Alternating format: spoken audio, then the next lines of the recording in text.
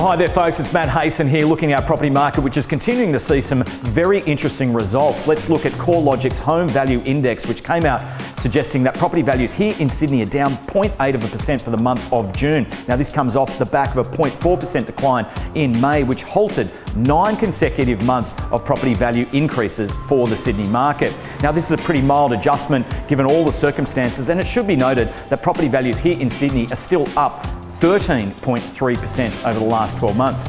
Now this week I'm going to share with you the tale of two very different sales which had very different outcomes. I'm going to take you back to November 2018 when the market was actually in a bit of free fall decline, and we sold this very basic semi at 11 Slade Street in Rozelle. Now it traded for $1.15 million under the hammer at auction. Now fast forward to last Saturday and we sold the adjoining semi at 13 Slade Street in Rozelle, and it had 31 registered bidders at the auction. The property sold for $1.6 million, which was $300,000 above the set reserve and almost 40% higher than the adjoining semi sold in 2018. So that gives you a bit of an overview of some of the conditions that we're seeing in our market at the moment.